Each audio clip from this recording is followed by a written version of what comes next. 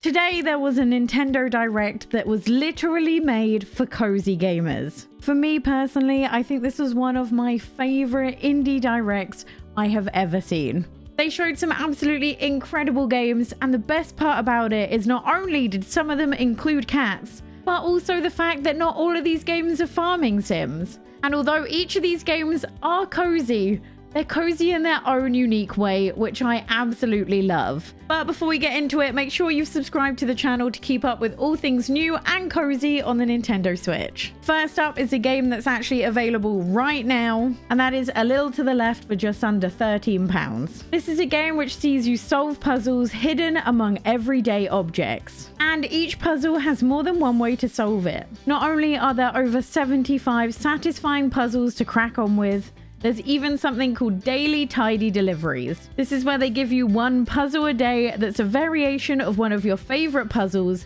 that's completely unique to you. But I haven't even told you the best part of the entire game. You'll have to contend with a mischievous cat who loves some chaos, but you can pet them, so that kind of makes up for it. This seems like the perfect game for people who enjoy some casual puzzle solving and the satisfaction of tidying up. Will someone please explain to me why I'm excited to play this game, but I cannot bring myself to go clean my room? Altogether, this is such a charming game, and I'm sure the drag and drop mechanics will work well on the Switch. But just one thing to note, without the daily puzzles, the game's expected to be around the 2 to 4 hour mark, so just letting you know before you pick it up. Next is the game I am probably the most excited for, and that's Akka. And if you cannot wait till December 15th to give this a go, there's actually a free trial available right now on Steam if you have a PC. In Akka, you play as an adorable red panda, where you can garden not only with crops, but also with flowers and planters too, with a large focus on garden design, being able to make shelters, clothes, and props, either to complete quests or just decorate. And of course, a crafting mechanic means that it's up to you to gather all of the resources. I also adore the fact that this game won't be linear. You can choose to take on the NPC quests whenever you want to, but you will need to do them if you want to explore everywhere. And there's an awful lot to explore, with a series of different islands inspired by South America and South Asia. The story is set on an island that your friend invites you to after the war to live a peaceful life. And it's your job to help the land heal from the past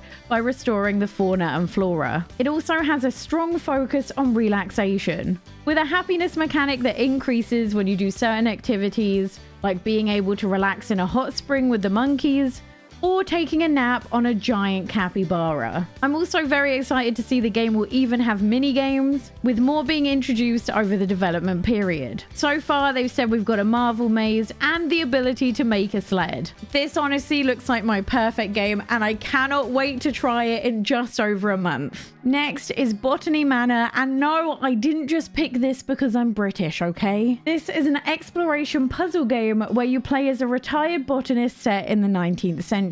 You'll get to explore the English manor and its grounds in the countryside. The puzzles you solve are in the form of growing plants, which I absolutely love the idea of. From the looks of it, it's stuff like finding the seeds and taking them to the right environment to thrive. And it looks as though finding the correct conditions for the plant might require some out-of-the-box thinking, with items being scattered around the manor to help you. And as you progress through the story, you'll learn more about the character you play as, Arabelle, and her life as a scientist in the 19th century. This looks like such a unique take on a puzzle game, and I cannot wait to play it later next year. Next is Dordogne. I even looked up how to pronounce it. I can't do it. This is a narrative adventure game with the most stunning graphics. You play as Mimi, a 32-year-old woman visiting her recently deceased grandmother's house. Mimi used to spend every single summer in the house with her grandmother. And before she passed, she left Mimi letters and puzzles to solve as a constant reminder to make the most out of life. This game is both set in the present and the past, with present-day Mimi exploring the house, and in the past, 10-year-old Mimi explores Dordogne, completing quests that affect her in the present. During your time, you'll also collect photos and objects to put in a scrapbook as you play as well. This definitely looks like one of those games that will be equal parts wholesome and also heartbreaking, but a wonderful experience nonetheless. And I'm looking forward to playing it later in 2023. Next is Coffee Talk 2. Coffee Talk is a game I see mentioned in my comment sections a ton, as it's a game many of you have already enjoyed, and I cannot wait to see the sequel coming on the Nintendo Switch. And although this wasn't mentioned in the Direct,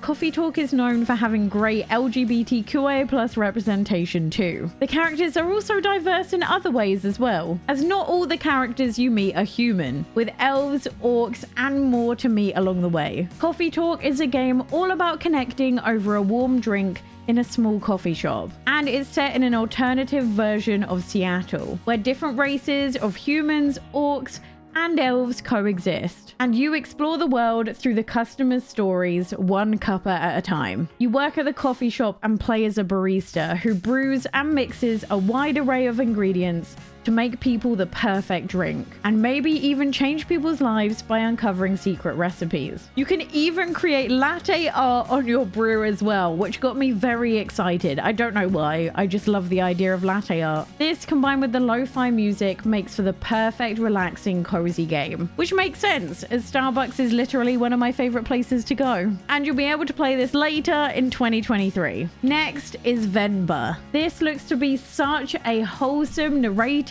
cooking game where you play as an Indian mum who immigrates to Canada with her family in the 1980s. The story is one about family, love, and loss, where you cook mouth-watering dishes and restore damaged ones in an attempt to reconnect to the world she left. And you'll get to cook authentic, delicious recipes from regional southern Indian cuisine. You'll also get to know the entire family through branching conversations as you face the challenges of daily life. I am such a fan of the art style they went for, and I cannot wait to check it out in spring 2023. Then we have Blanc, another beautiful yet emotionally damaging game to add to your list. This game gives me Fox and the Hound sort of vibes, but you know, cozy. And it will be hitting the Switch in February 2023. I believe this game was first unveiled in the Wholesome Direct, as I think I covered this earlier this year. And to me, the thing that caught my eye first was the artwork.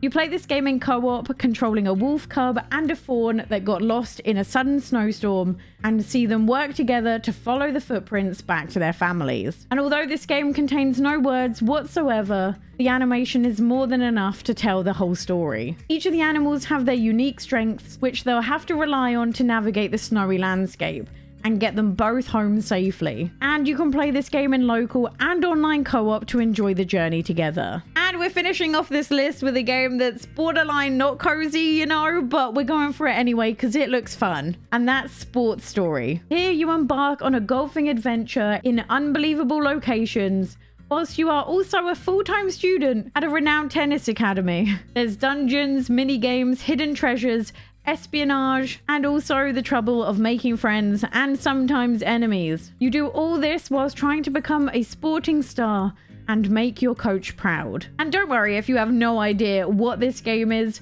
you'll soon be able to play it as it's coming to the Switch in December. Those are all the games that caught my eye from the list today. I cannot wait to play some of them. Let me know in the comments down below which game caught your eye the most, and let me know you watched until the end. Comment down below what your favorite type of bread is. And if you want to see me rank every game I've played in the last month or so, click here. I'll see you next time. Bye.